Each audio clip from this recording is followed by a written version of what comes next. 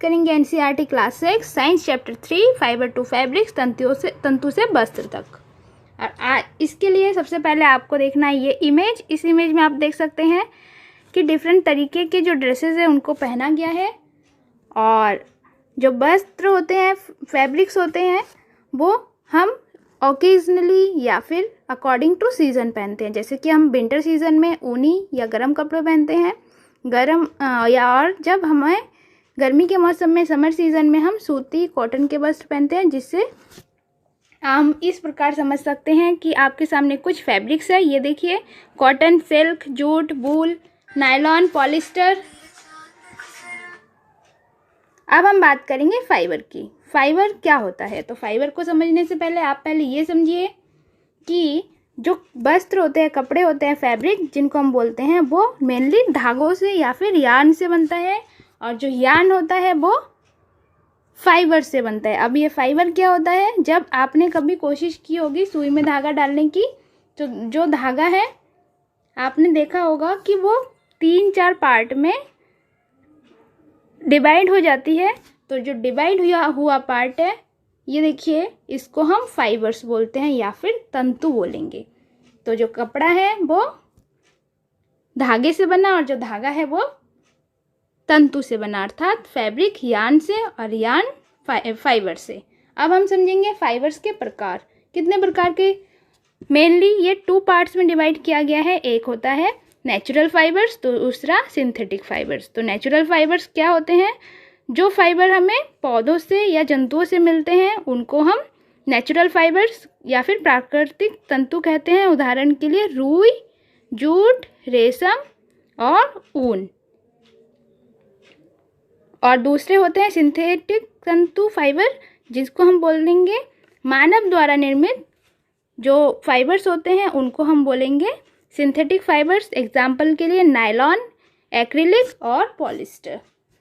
अब हम समझेंगे कुछ पादप तंतु, अर्थात कुछ ऐसे फाइबर जो हमें प्लांट से प्राप्त होते हैं। जैसे एग्जाम्पल के लिए रुई या फिर कॉटन। भारत में मेनली महाराष्ट्र, गुजरात, हरियाणा, पंजाब, राजस्थान, तमिलनाडु और मध्य प्रदेश में कॉटन की खेती की जाती है। रुई की खेती के लिए मेनली काली मिट्टी को बहुत अच्छा माना गया है, और इसके लिए उष्ण जलवायु की ज़रूरत होती है।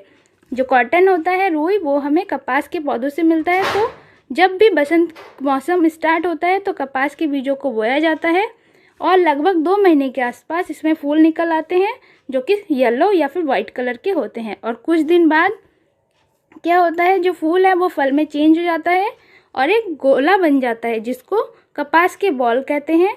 और बाद में क्या होता है, ये फल पकने के बाद ये फूट जाता है और उसमें वाइट कलर का जो कॉटन है वो दिखने लग जाता है। उसके बाद उसको निकाल लिया जाता है खेतों से। आप इस इमेज के थ्रू समझ सकते हैं। अब हम बात करेंगे कपास ओटना। ये आपके सिलेबस के अकॉर्डिंग इम्पॉर्टेंट है, कई बार पूछा गया है। जब हम पौधों से कपास को चुन लेते हैं तो उसमें बीज भरे हुए होते हैं। तो जो कॉटन है उसमें से बीज को अलग करना, रुई में से बीजों को अलग करने का जो प्रोसेस है उसी को हम कपास ओटना कहते हैं। पहले ये काम हाथों से किया जाता था और आजकल मशीनों से किया जाता है। अब हम बात करेंगे जूट की। जूट जो होता है वो पौधे के तने से निकाला जाता है, और जूट की खेती बरसात के मौसम में होती है। जूट के लिए चिकनी मिट्टी को सबसे अच्छा माना गया है, और ये पश्चिम बंगाल, बिहार और असम में भारत में होती है खेती।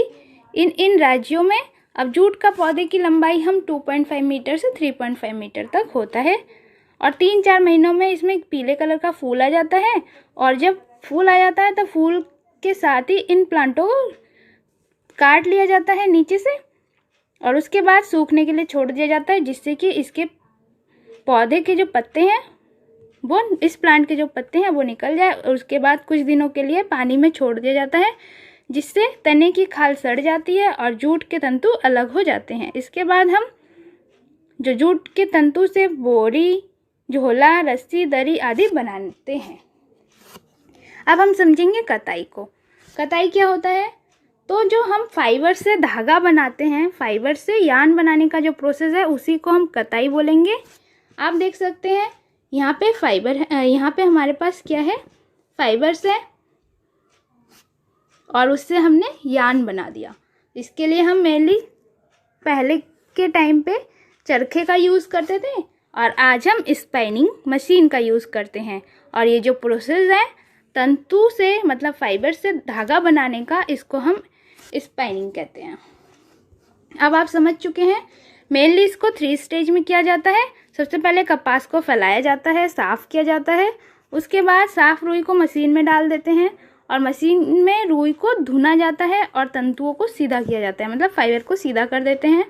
उसके बाद ये एक रस्सी जैसी संरचना में बदल जाता है और फिर इसको स्पिनिंग मशीन में धागा बनाते हैं और उसके बाद चरखे से इन धागों को काट सकते हैं।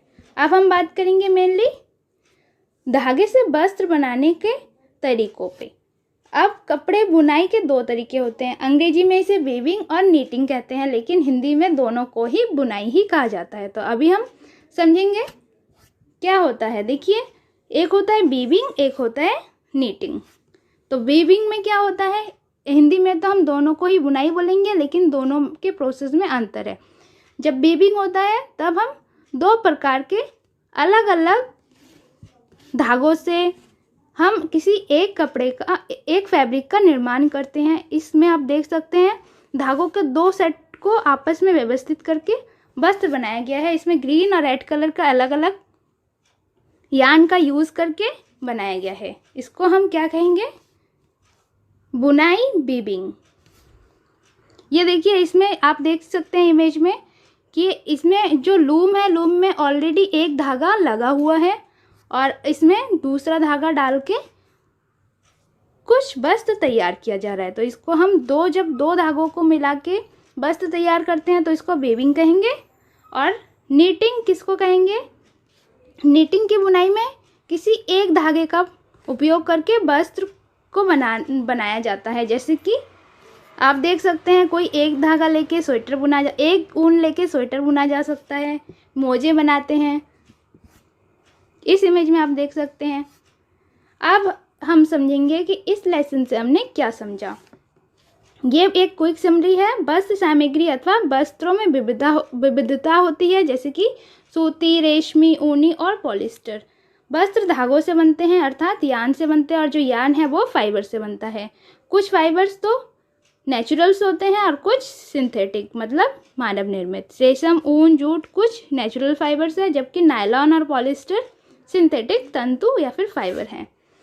रुई और जूट जैसे तंतु जो है वो हमें किससे प्राप्त होता है, पेड़ पौधों अर्थात पादपों से। फाइबर से यार्न बनाने की प्रक्रिया को क्या बोलते हैं, कताई कहते हैं। तागों की बुनाई 2 प्रकार से की जाती है। अभी हमने समझा कि बुनाई को हिंदी में तो बुनाई ही बोला जाएगा और इंग्लिश में हम वीविंग और नीटिंग बोलते हैं। तो अब आपके लिए कुछ क्वेश्चन है। इसमें आपको प्राकृतिक रेशे या फिर प्राकृतिक तंतु और सिंथेटिक फाइबर में आपको डिफरेंस करना है। कौन कौन से नायलॉन कौन से हैं, ऊन कौन से हैं। उसके बाद ये आपको खुद से सॉल्व करनी है, कोशिश करनी है। उम्मीद करती हूँ आपको लेसन समझ में आया होगा। सेकंड क्वेश्चन में आपको सत्य अथवा असत्य का लिखना है।